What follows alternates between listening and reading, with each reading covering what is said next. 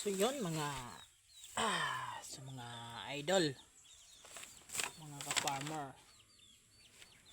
So yung video natin ngayon guys, mga idol no. So gagawa tayo ng pipis.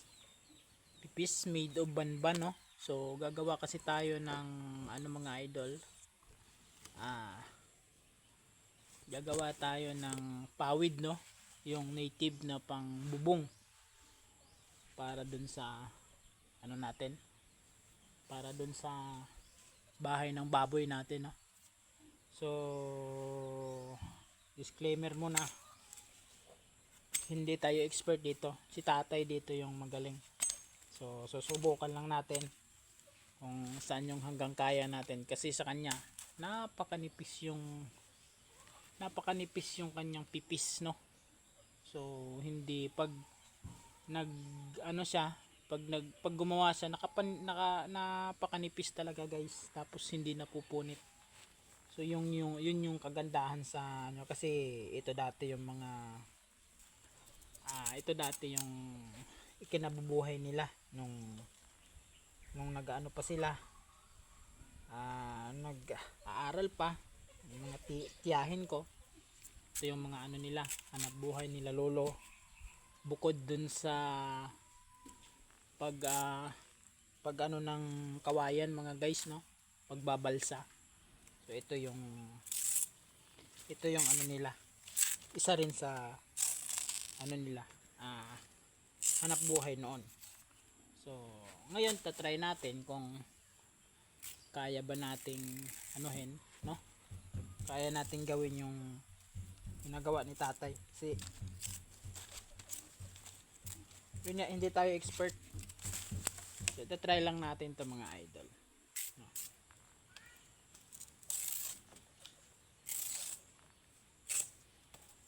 So ayan, yun yung first step natin no, pagbibiyakin.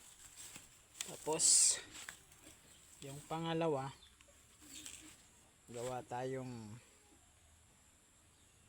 ano, so gawa tayong iwan natin itong makapal guys, kasi ito yung pangtusok natin.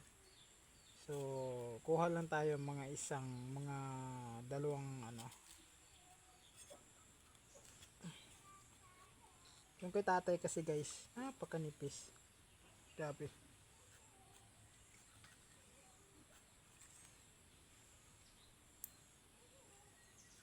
Tsaka hindi na bibiyak o hindi na pupunit. So ito ang laki na to. So malaki na to guys no. So titingnan natin kung kaya natin. Kay tatay napakanipis mga idol. Tingnan nyo guys no, grabe no, putol agad. So subok tayo ng isa, kasi yung banban na to guys, nung isang araw ko pa kinuha. So medyo ano na, kumbaga ano na siya, dapat nung pagkuha ko saka sa paggawa no. Yun, unang try natin mga idol, sablay no.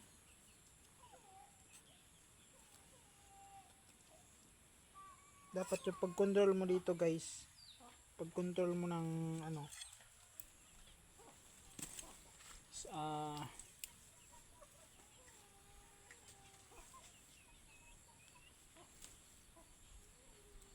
hindi masyadong makapal, hindi masyadong manipis no.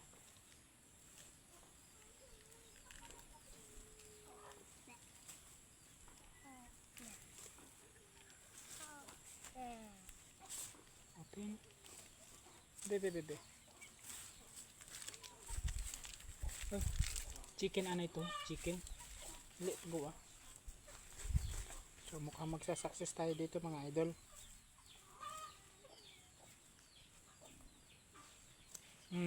Yun. Nag-success tayo mga guys. So pero may kunting maliit no. So yung kay tatay talaga guys, ganito kanipis siya. Pag ginanon mo, ano talaga, manipis talaga. So ito okay na to sa akin. Pwede na to, no? Tapos konti lang naman. So ito yung panusok natin guys. So unahin natin ng konti to. So para yun nga mga idol, pang buwelo doon sa ating gagawing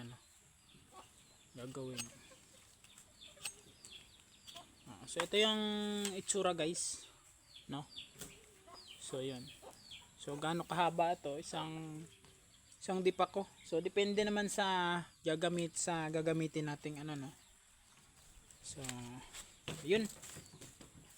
So tapusin ko lang to guys, no? So mamaya picture natin yung natapos natin. So ayun. Salamat na marami.